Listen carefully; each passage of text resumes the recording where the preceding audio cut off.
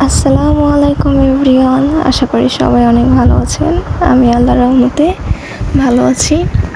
অনেক দিন পর আসলাম আমার ফুল গাছের আগাগুলো আবার কেটে দিতে। কয়েকদিন ধরে অনেক বৃষ্টি হচ্ছিল, যার জন্য গাছের দিকে কোনো খেয়াল দিতে পারছিলাম না।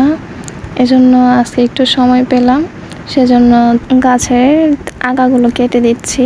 আর এর মাঝেই আবার মেঘলা হয়ে গেল আকাশ। আমার ফুল গাছ কাটতে এসে আমার চোখ গেল একটু অন্যদিকে। এতদিন পর প্রায় দেড় বছর না, মনে হয় 2 বছর হয়ে আসবে, আমি একটা মরিচ গাছ লাগিয়েছিলাম। বাজার থেকে যে শুকনো মরিচ আম্মু কিনে এনেছিল, সেই বীজ থেকেই এই গাছটা রোপণ করেছিলাম আমি।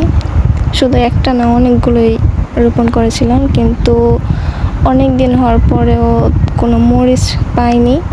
আজকে হঠাৎ দেখলাম 2টা মরিচ লাল টকটকে হয়ে আছে।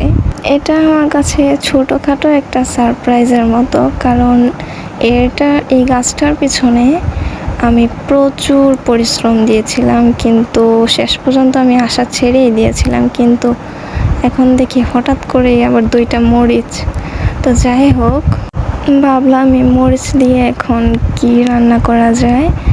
তো মনে পড়লো নুডলস খাওয়া যাক, সেজন্য আমার বোন নুডলস বানিয়ে ফেলেছে।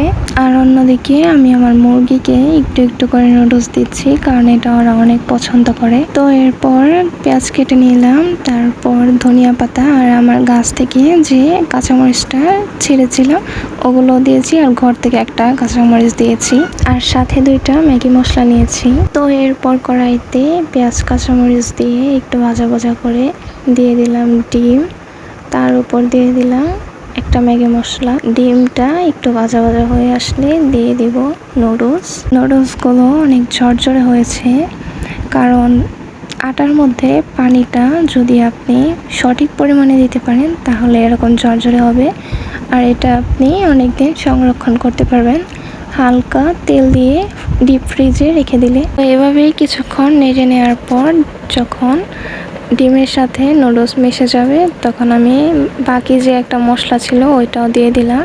এরপর আবার কিছুক্ষণ নাড়তে থাকলাম। আমি যখন মশলাটা দিয়ে নুডলসগুলো নাড়তে চাচ্ছিলাম একটুর জন্য, সবগুলো নুডলস পড়ে যায় নাই। আমি আসলে কোনো কাজই করতে পারি না ঠিক মতো, হয় গরম তেল ছিটে আসবে, না হয় কিছু কাটতে গেলে হাত কেটে যাবে, এরকম আর কি হতেই থাকে সব কাজ করতে গেলেই। আর নুডলসগুলো একটু বেশি সময় নিয়ে ভাজতেছিলাম, কারণ যদি একটু শক্ত শক্ত হয় তাহলে এক স্বাদ পাওয়া যায়, যদি একটু নরম থাকে তাহলে আরেক স্বাদ পাওয়া যায়। আজকে একটু ভাজা ভাজায় খেতে ইচ্ছা করছে, এজন্য একটু বেশি সময় নিয়ে রান্না করছি। তো এই যে দেখতে পাচ্ছেন আমাদের নুডলস রান্না হয়ে গিয়েছে, আর আমি বাটিতে বেড়েও নিয়েছি। তো আজকে আমি রান্নাঘরে খাইতে বসি নাই, একটু বাইরে বসছিলাম। আর আমার মুরগি আয়সা হাজির, তাকেও দিতে হবে। তো এইভাবে তাকায় থাকলে আমি না দিয়ে খেতে পারি না, তো ওরেও দিলাম, আমিও খেতে শুরু করলাম। তারপরে দেখতেছি যে অন্যদিকে আরও মুরগি আসতেছে, এখন ওদেরকে না দিয়ে তো আর খেতে পারি না, ওদেরকেও দিলাম। আর আমার কাছে একা একা খাওয়ার থেকে ভাগ করে খাওয়াই ভালো লাগে। একা একা খাওয়ার মধ্যে আমার কাছে কোনো মজা নাই। তো আমি খেতে খেতে ঘরে এসে পড়লাম, আর এদিকে আমার খরগোশেরাও কিছু খেতে চাচ্ছিল। ওদেরকে তো আর নুডলস দিতে পারবো না, এজন্য কিছু গম দিলাম। তো গমগুলোই কি সুন্দর করে খাচ্ছে।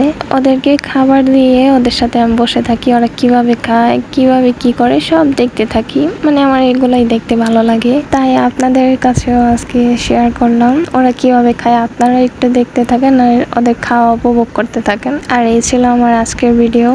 আশা করি আপনাদের ভালো লেগেছে। ভালো লাগলে অবশ্যই কমেন্ট করে জানাবেন কেমন লেগেছে, এবং আমার চ্যানেলটি সাবস্ক্রাইব করতে একদম ভুলবেন না। সবাই ভালো থাকবেন, সুস্থ থাকবেন, সেই কামনাই করি। দেখা হবে অন্য কোনো ভিডিওতে। আজকের মতো আমি মেহজান বিদায় নিচ্ছি। আল্লাহ হাফেজ।